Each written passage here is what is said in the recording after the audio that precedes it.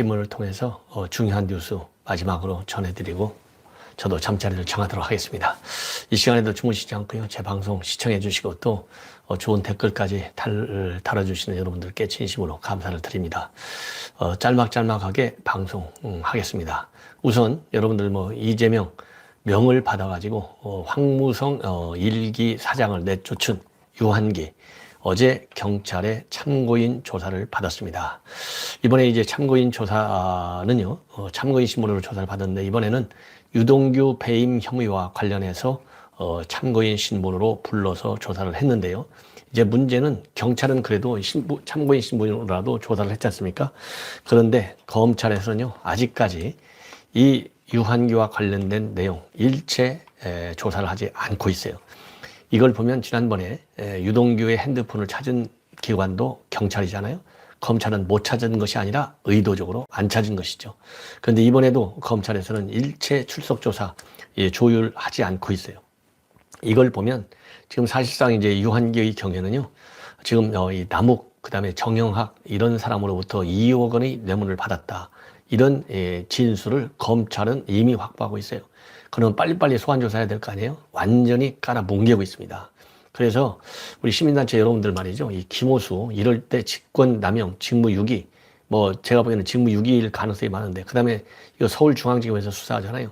서울중앙지검장은 이 박범계의 요즘 말로요, 꼬붕이에요. 고등학교 후배 아니에요? 완전히 둘이 깔아 뭉개고 있는데, 이거 필요한 법적 대응 조치를 빨리 해야 되겠다. 여러분들 울산 이 시장 선거 불법 개입 이거에 관해서 김민희라고 하는 부장판사 민변 이 사람이 앉았을 때 13개월이나 깔아 뭉갰잖아요.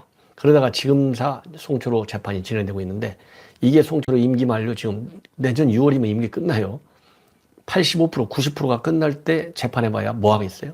그런 것처럼 유한기 검찰의 조속한 소환 조사를 촉구하는 그리고 압박하는 이 대응 조치가 꼭 필요하다 이렇게 말씀을 드리고, 그 다음에 이제 검찰에서요 그나마 어제 지금 단행한 뉴스인데요, 지금 SBS에서 단독으로 보도하고 있는 내용입니다.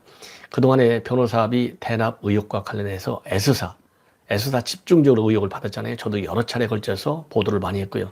TV조선에서 S사와 관련된 증거 인멸 혐의, 즉 이 컴퓨터 이 하드디스크까지 전부 다 파쇄한 정황까지도 TV조선에서 전부 다 보도했어요.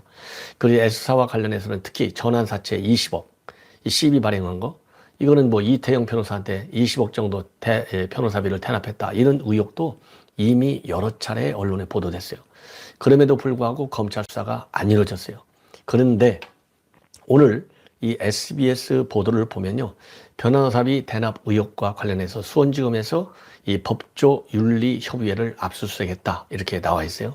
그리고 이 세무서 4곳을 압수수색했다 되어 있는데요, 이 S사에 대해서 압수수색했다는 말은 없어요. 이걸 보면 흉내내기 수사, 꼼수 수사를 하는 것이 아니냐. 왜냐하면 이미 이 사건은 말이죠, 비슷한 것들은 다 묶어서 통합 수사를 해야만이 수사 정보를 공유할 수 있을 거 아니에요. 그게 기본 중에 기본인데도 불구하고 변호사비 대납 의혹만 서울중앙지검에서 딱 띄어가지고 수원지검에다 내려보냈잖아요. 그래서 수원지검장 네가 알아서 하라는 거죠. 그럼 수원지검장이 누구냐? 바로 중앙대 법대 후배 신성식이가 수원지검장을 하고 있어요. 애완견 중에 애완견이 바로 수원지검장 신성식이에요. 이런 사람을 이제 변호사비 대납 의혹을 하라 이렇게 할당을 해준 거예요. 그러니까 네가 알아서 눈치껏 깔아 뭉개봐 이 얘기 아니겠어요? 근데 이제서야 압수수색을 했는데 그나마 안 한 것보다는 낫죠. 그런데 이 핵심 업체인 S사에 대해서는 여러분들 S사가 어딘지 잘 아시죠? 예. 그런데 여기에 대해서는 압수수색 안 하고 관할 세무서하고 법조윤리협의회만 압수수색했어요. 여러분들 법조윤리협의회가 뭐 하는 곳인지 궁금하실 텐데, 이 법조윤리협의회는 쉽게 얘기해서요, 변호사들이 수임을 하면은 내가 수임료 어디서부터 얼마 받았다 이런 거 신고하는 데가 바로 법조윤리협의회라고 합니다. 그래서 사건을 수임한 노펌과 변호사들이 수임 내역을 제출하는 기관이 법조윤리협의회예요. 그래서 이재명이 변호에 참여했던 변호사들, 로펌들이 얼마를 받고 이런 걸 신고했을 거 아니에요? 그래서 거기 압수수색했는데 거기에서 뭐가 나오겠어요? 뻔한 것이지. 예. 그리고 세무서 4곳도 압수수색했다. 근데 참고적으로요, 로펌에서 10곳, 개인 변호사가 4명이 참여했는데 이 위반 내용은 바로 공직선거법상 허위 사실 공표에 해당됩니다. 지난달에 시민단체가요, 2018년부터 공직선거법 재판 과정에서 이재명 후보가 변호사들에게 지불했다는 수임료 내용이 허위이고 특정 기업이 거액의 비용을 대신 내줬다, 이렇게 해서 고발장을 제출했고 그 고발에 따라서 이제서야 이제 압수수색에 들어간 거예요. 그리고 이제 이재명 후보의 경우에는 변호사 비용으로 총 2억 5천만 원을 지출했고 30여 명의 변호인들을 선임했는데 그것도 초호화. 이게 말이나 되느냐. 그래서 많은 비판이 제기되고 있는 상황입니다. 자, 이제 이 자료 분석이 끝나면은 관련자들 소환하겠는데 이거 뭐 보나마나 대충 수사하는 거 아니겠어요? 제가 보기에는 이 서울중앙지검하고 수원지검 얼마만큼 짜고 치는 고스톱으로 이 조사를 깔아 뭉개는지 우리가 봐야 되겠다. 그 다음에 서울중앙지검 최근에 집단 감염이 됐잖아요, 코로나. 근데 집단 감염된 원인을 보니까요, 자기네들끼리 회식했어요. 회식해가지고 그러니까 이 김만배 그 다음에 남욱 구속영장이 떨어지는 날 회식을 했어요. 지난 4일 저녁에. 회식하다가 확진이 걸린 거예요. 이것만 보더라도 이게 얼마나 부주의하냐. 그러니까 이제 구속영장이 떨어졌으니까 기분이 좋은 거는 뭐 누구나 다 인정을 하는데 지금 코로나 때문에 얼마나 지금 뭐라 그럴까요? 단체 회식 조심하지 않습니까? 그럼에도 불구하고 잔치벌리를 간 거예요. 막말로 얘기해서. 자, 그러다 보니까 그러지 않아도 깔아뭉갰는데 얼마나 잘 깔아뭉개요? 코로나 걸리는 바람에 수사가 계속 지연됐지 않습니까? 그러니까 이런 핑계 저런 핑계 온갖 핑계를 다 대면서 수사를 지연시키거나 아니면 꼭 수사할 부분을 건너뛰거나 아니면 대충 하거나 이게 지금 중앙지검의 수사 행태다. 나중에 역사의 심판을 받을 것이고 그리고 이 윤석열 후보도 이거 반드시 나중에 이게 이번 수사하는 사람들 처벌받을 가능성이 있다. 이렇게 엄중 경고하고 나섰어요. 이러한 내용 그리고 국민들의 공분, 격분, 수사당국, 특히 검찰, 김호수 똑바로 좀 알아야 된다. 이런 말씀을 드리고 싶습니다. 자, 그 다음에는요. 그동안에 울산시장 선거 김밀이라고 하는 민변 출신의 재판장이 얼마나 지멋대로 말하자면 재판 준비 기일만 1년 내내 끌어오면서 재판을 깔아 뭉갰는지 여러분들 뭐 아주 피곤하다 못해서요. 아예 그런 기사 보고 싶지도 않았을 거예요. 그런데 이제서야 제대로 재판이 좀 진행되고 있다는 평가를 받아요. 뭐 이제 내년 6월에 임기 끝나는데 재판 아무리 잘해봐야 무슨 소용이 있겠어요. 임기 4년 다 채웠는데. 그래서 지금 제가 말씀드리다 생각해 보니까 이럴 때 기일이 다 지나가지고 그 상응하는 범죄 행위에 대한 처벌을 사실상 못 받는 거 아니에요. 중간에 하차시켜갖고 보궐선거를 해야 되는 거 아니겠습니까? 근데 임기를 다 맞추잖아요. 그러니까 재판해봐야 아무 소용없어요. 기본적인 재판 목적이 상실되는 거예요. 이럴 때 피해 보상인지 뭐 배상인지 이런 거를 청구할 수 있는 입법 조치를 좀 추가적으로 취해야 되겠다. 그래서 이렇게 재판이 지나치게 판사에 의해서 의도적으로, 왜냐하면 현 문재인 정권에서는요, 검찰과 법원에 애완견들이 너무 많아. 그래서 이렇게 직무유기성 고의적으로 재판 또는 수사를 미루는, 대충 하는 이런 검사와 판사에 대해서는 징벌적 조항을 좀 넣어야 되겠다라는 생각이 들어요. 예. 그래서 이제 재판이 이제 김미리가 질병을 이유로 해서 바뀌었잖아요. 그래서 그동안에는 이 합의 재판이 있는데 이번에는 이제 대등 재판부로 바뀌었어요. 그래서 지금 부장판사 3명이 대등한 입장에서 이 재판을 진행을 지금 하고 있는데, 자, 그러다 보니까 그야말로 비판 전원도 많고 지나치게 재판을 지연시키고 있다. 이런 취지가 아니겠습니까? 그러다 보니까 이제서야 재판을 정상적으로 진행해요. 그래서 지금 이 보도를 보면 매주 재판 방식이 좀 달라지고 있는데 지금은 이제 매주 월요일 날 한 번씩 재판이 열린다고 합니다. 그래서 이렇게 빨리빨리 열리는 것이 아까 말씀드린 대로 인적 구성의 변화예요. 그러니까 김밀 같은 이 코드 애완견 판사가 사라지게 되니까 이제 3명의 대등 재판부로 바뀌면서 정상적인 재판이 지금 열리고 있어요. 매주 월요일 날. 그래서 지금 어제 또 재판이 열렸는데 이 재판에서 과거와는 완전히 판이한 재판 진행이 이루어졌다라고 하는 것이 지금 이제 보도가 조금씩 되고 있어요. 무슨 얘기냐? 아까 말씀드린 대로 김미리가 재판할 적에는 완전히 공판 준비 기일로만 1년 3개월을 보냈어요. 근데 작년 9월에 또 13명이 증거인인데 이 증거인들, 피고인들인데 이 사람들이 증거 목록별로 피고인별로 증거 목록을 피고인별로 따로 만들어라. 재판부가 김미리가 그렇게 주장을 하는 바람에 검찰에서 굉장히 애를 먹어가지고 그렇게 작성해 줬어. 그럼에도 불구하고 피고인들이 또 이거를 못마땅해 가지고 다시 또 수정 보완하는 작업까지 할 정도로 검찰에 불리한 재판을 진행했는데요. 바로 어제 이루어졌던 재판에서는 이 송철호 변호인이 말하자면 자기네에게 유리한 방향으로 재판을 진행하기 위해서 검찰 측에서 말이죠. 송병기 당시 울산 경제부시장의 수첩이 중요한 근거로 돼 있는데 그 수첩에 따라서 당시 시장이었던 김기현 현 원내대표죠. 김기현 원내대표에게 질문을 하려고 하니까요. 송철호 변호인에서 그거는 부당한 질문이다. 적절치 못한 질문이다. 이거를 제지해달라. 이렇게 재판장한테 요청을 했는데 재판장이 그러한 송철호 변호인 측의 요청을 거절했어요. 이거는 어마어마한 재판 진행상의 큰 충격적 변화입니다. 과거 같으면 상상도 못하는 변화가 이렇게 이루어졌는데 그 결정적인 이유는 김미리 같은 코드 판사가 빠지고 3명이 동등한 권한을 행사하는 대등재판부로 바뀌어졌다라고 하는 것이 가장 큰 이유 중에 하나가 아니냐 이런 지금 평가를 받고 있어요. 그러면 어떤 부분에서 그게 쟁점이 됐느냐? 이 산재모 병원과 관련된 내용이에요. 산재모. 그러니까 이제 김기현 당시 시장은 이 산재모 병원을 만들려고 했는데 이거를 못 만들게 한 거예요. 말하자면 예비 타당성 조사에서 탈락시켜버린 거예요. 이것과 관련된 내용을 질문하려고 하니까 이게 굉장히 유죄 판결을 받는데 아니면 공약 지원과 관련해서 중요한 핵심 사항이에요. 그러니까 송철호 변호인 측에서 볼 때는 불리하잖아요. 이 질문을 못하게 하는 거야.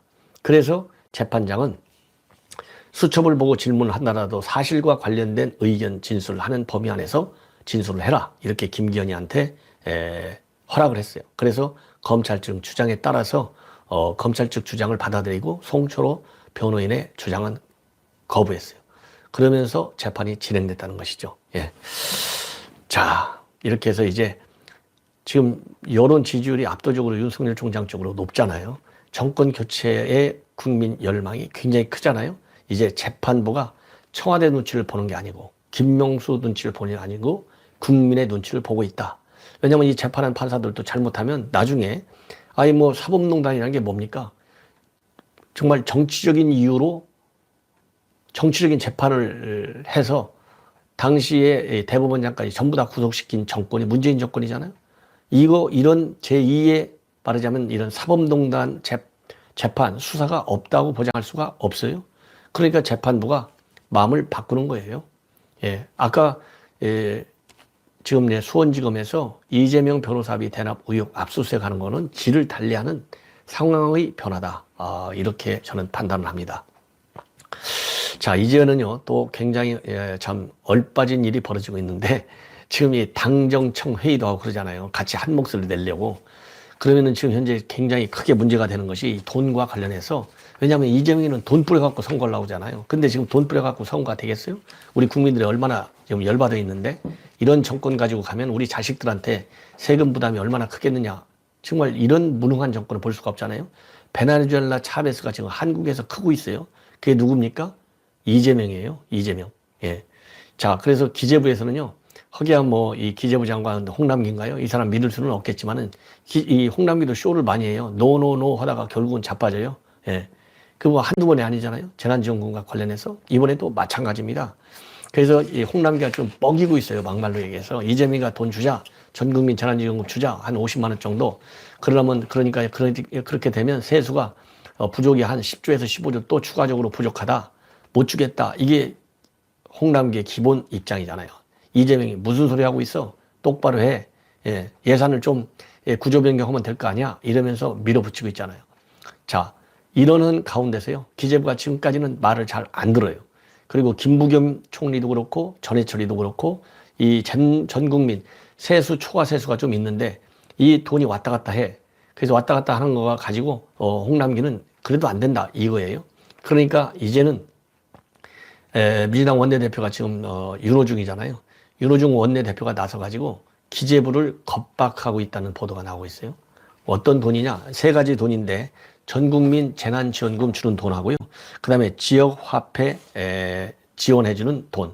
그런 게 지역화폐를 확대 실시하는 거죠. 그러면서 이게 다 돈 뿌리는 거잖아요. 이 지역화폐라는 이름으로.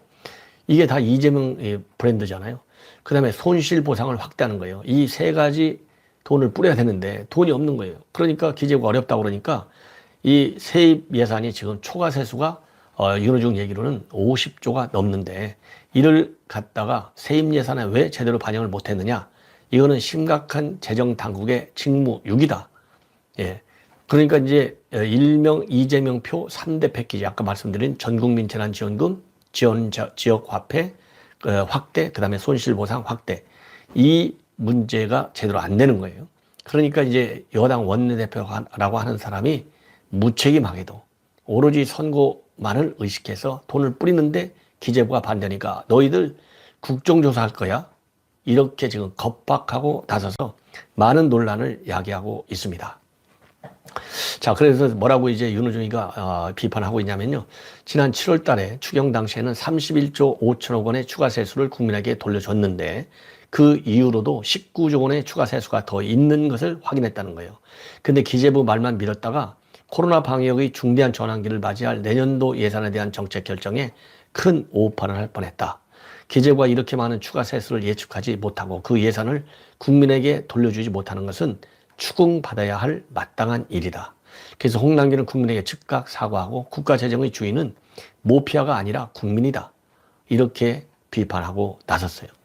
그러면서요, 윤호중이가 이렇게 비판하고 또 이재명은 어느 정도까지 신나서 정부를 비판하냐면 정부가 내년도 지역화폐 관련 예산을 21조 원에서 6조 원으로 낮췄는데 이것은 만행에 가까운 예산 편성이다. 기재부를 해체하라. 이렇게 또 주장을 하고 있습니다.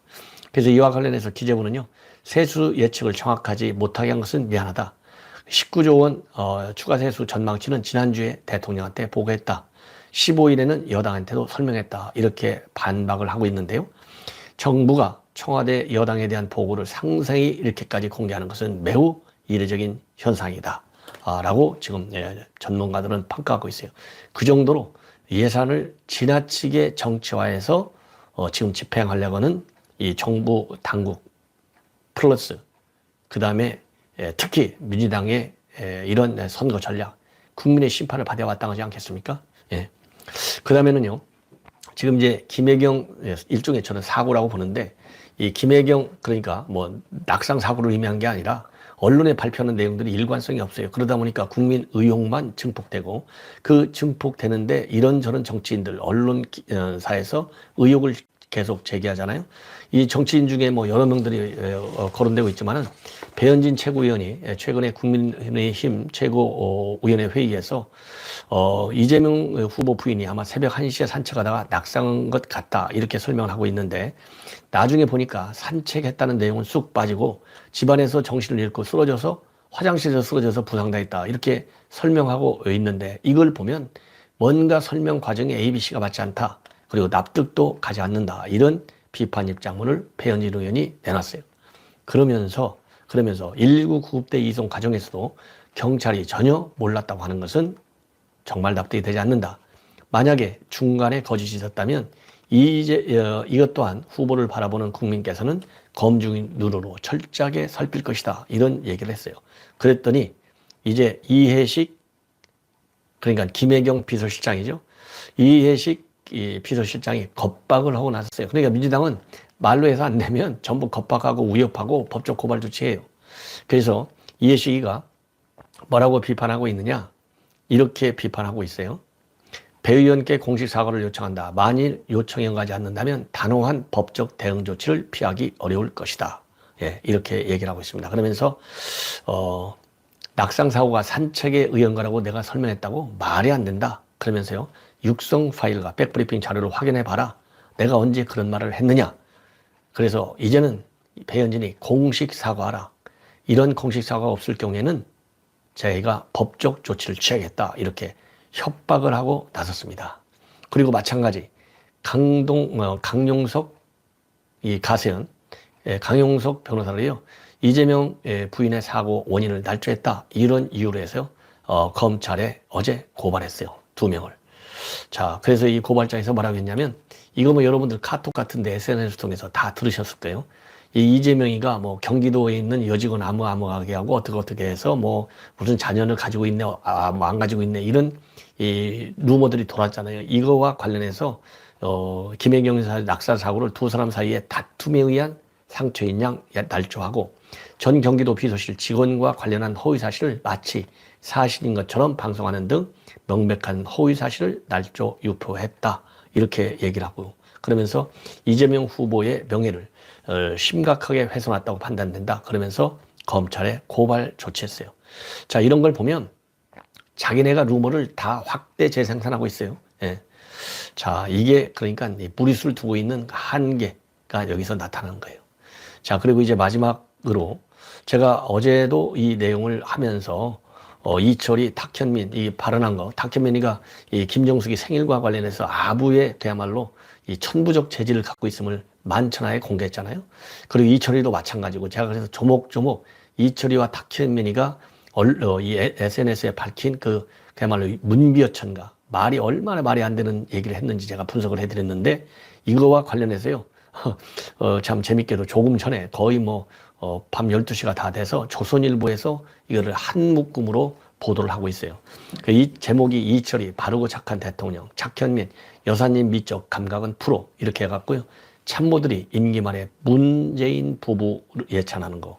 이거는 지금은 시기적으로 보면 여당의 후보가 빛나야 되는데 문비어차는 걸 부르는 게 이게 말이나 되느냐, 이런 비판적 기사를 싣고 있어요. 자, 이걸 보면 우리가 생각하는 게 다 똑같은 거 아니겠어요? 참, 제가 그랬잖아요. 어제도. 이철이가 자꾸 TV 언론에 나오고, 라디오 나오고, 그 다음에 박수현이가 또 튀쳐나오고, 탁현민이가 튀쳐나온 걸 보면 뭔가 지금 고장이, 국정 운영에 큰 고장이 나와 있다. 예. 이렇게 됐는데, 지금, 이 조선일보 보도를 보면 거기에 대해서 지금 날카롭게 비판하고 있어요. 그럼 이철이가 어제 16일 날 뭐라고 했냐면, 문재인 대통령은 바르고 착하다. 부패 안 하고 권력의 단맛에 취하지 않고 오직 일만 한다. 이렇게 얘기했고요. 국정 지지율 40% 안팎 유지. 이거는 문재인 효과이다. 그러면서 문재인 대통령이 한눈 안 파는 것에 대해서는 많은 분이 인정한다. 국민들이 그런 점을 높게 평가하는 것 같다. 그리고 개인적 소망으로는 대통령이 퇴임하기 위해서 문 앞에 섰을 때 박수 받으면서 떠나는 성공한 대통령이 되면 좋겠다. 이렇게 얘기하면서 나는 문전박대가 되면 좋겠다. 그랬거든요. 이거를 지금 조선일보에서도 비판에 나선 거예요. 그리고 탁현민은 뭐라고 해서 탁현민. 김정숙 여사 생일이었다는 거 아니에요? 15일 날이. 그러면서 과묵한 편인 대통령 옆에 여사가 계신 것이 의전적으로 도움이 많이 됐고, 미적인 감각도 프로 수준이고, 국빈 방문해서 많은 조언도 받았고, 그리고 지난해 수회 때 소리 없이 직원들을 두셋만 데리고 자원봉사를 갖고, 또 등등. 그야말로 이 공감력, 감정이입이 가장 인간적이고 매력적이다. 정말 낯두껍게 칭찬하고 나섰어요. 그러면서요, 그러다 보니까 이러한 여당 안에서도 이런 임기 말 문미 어천가에 대해서 여당 대선 후보가 빛이 나야 할 시기에 현직 대통령을 부각하려고 하는 것은 이상하다. 그렇게 얘기를 했고, 김기현 원내대표는 지난 5년 동안 문재인 정권이 저지른 총체적 정책 실패에도 불구하고 문비어천가 일색이고, 특히 박수덕은 국민 소통수석이 아니라 국민 고통수석 같다. 왜냐면요, 이 박수현은 최근에 지난 7월부터 매주 일요일 날 개인 페북에 글을 올려요. 이 브리핑이 없는 대통령 이야기 연재하고 있는데, 최근에는 백신 10부제는 문 대통령의 아이디어다. K조선업 동력은 대통령의 정책적 결단 덕분이다. 그렇게 돼 있는데요. 박수진도 청와대 나오면 결국 공주에 가서 국회의원 출마할 거 아니겠어요? 정진석이 붙을 텐데, 이렇게 문미여천간만 붙어갖고는 평생 길이 다칠 수도 있다. 이런 엄중한 현실이 기다리고 있다는 점을 무섭게 아십시오. 라고 제가 지적을 하면서 오늘 밤 심야 방송을 마치겠습니다. 편안히 주무십시오. 지금까지 제 방송 들어주신 시청자 여러분 정말 고맙습니다. 감사합니다.